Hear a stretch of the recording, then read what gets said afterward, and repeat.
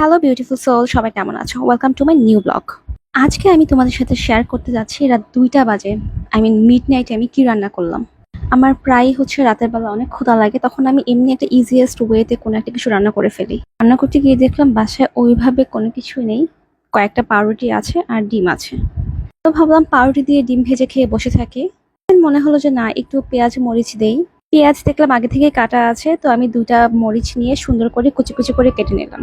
You can see ইট, আমি এত বেশি এক্সপার্ট না কাটাকুটিতে। কাঁচামরিচ কাটতে কাটতে দেখতে পেলাম অনেকদিন আগে মিস্টার নুডলসের 8 প্যাকেটের প্যাকেটটা নিয়ে এসেছিলাম। ওই নুডলসের সাথে কিছু ড্রাই ভেজিটেবল দেওয়া ছিল, ওগুলো আমি ইউজ করিনি, তো দেখলাম ওগুলো পড়ে আছে। তো ভাবলাম যে এই রেসিপিটাতে আমি এই ড্রাই ভেজিটেবল গুলো ইউজ করতে পারি। তোমাদের কাছে যদি এই ড্রাই ভেজিটেবলটা না থেকে থাকে তাহলে তোমরা ট্রাই করবে অল্প একটু করে গাজর আর বরবটি দেওয়ার। তো এটা ওরকম ম্যান্ডেটরি কোনো রেসিপি না, হাতের কাছে যা আছে তা দিয়ে বানিয়ে ফেলা যায়। পেঁয়াজ, কাঁচামরিচ আর ড্রাই ভেজিটেবলটা একসাথে মিশিয়ে নিব। আর আমি ইউজ করেছি এখানে 2টো এগ আর সামান্য পরিমাণ স্বাদমতো লবণ। তোমরা চাইলে এগের পরিমাণ বাড়িয়েও দিতে পারো, যার যত স্লাইস রুটি হবে সেই অনুযায়ী এগ দিবে। ডিম জিনিসটা আমার খুব বেশি পছন্দ না, এই জন্য আমি যখন ডিমের কোনো কিছু খাই তখন অনেক বেশি মডিফাই করে খাই।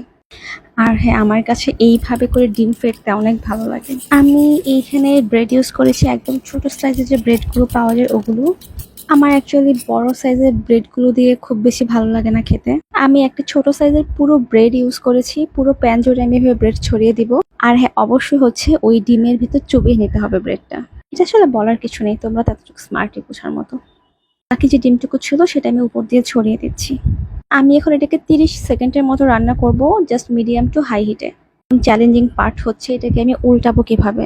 মোস্ট অফ দ্য টাইম এরকম জিনিস উল্টাতে গেলে কিন্তু ভেঙে যায়। লেটস সি আমি কি ঠিকমতো উল্টাতে পারি কি পারি না। ইয়েস, দেখো একদম সুন্দর করে ঠিকঠাক মতো উল্টে গেছে।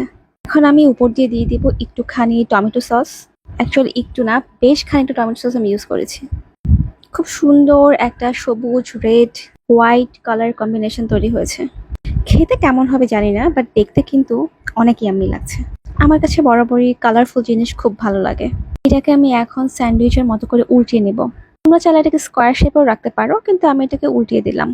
এখন এটাকে আমি সুন্দর করে পরিবেশন করব। ও হ্যাঁ, আমি বলতে ভুলে গিয়েছি, পরিবেশনের আগে অবশ্যই 1 চামচ ঘি দিয়ে নিবে।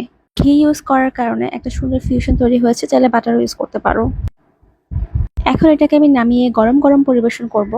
এই রেসিপিটা বানাতে কিন্তু জাস্ট 5 মিনিটের ব্যাপার। তোমরা চাইলে এটাকে সকালবেলা ব্রেকফাস্টেও কিন্তু খেতে পারো। সকালের নাস্তা অথবা বিকালের নাস্তায় বাচ্চা থেকে বড় সবার জন্য একটা হেলদি স্ন্যাক্স। যদি মনে করো বাচ্চাদের জন্য সসটা আনহেলদি, তাহলে সসটা স্কিপ করলেই হবে। এখন এটাকে আমি সুন্দর করে পিস পিস করে কেটে নিব। পিস করে কাটার পর এটাকে কাইন্ড অফ মোগলাই মনে হচ্ছিল। এটা প্রচন্ড গরম ছিল, তাই আমি হাতে ধরতে পারছিলাম না। যাই হোক, রেডি হয়ে গেল রাত 2টা বাজে পেট ভরার মতো একটা স্ন্যাক্স। অবশ্যই আমার কমেন্ট সেকশনে জানাবে কেমন লাগলো। রাতের বেলা ক্ষুধা লাগলে তোমরা কি রান্না করে খাও, অবশ্যই আমাকে আইডিয়া দিয়ে যাবে যেন আমি ইন ফিউচারে ওটা রান্না করে খেতে পারি। থ্যাংকস ফর ওয়াচিং মাই ব্লগে দেখা হবে ইনশাল্লাহ আবার। আল্লাহ হাফিজ।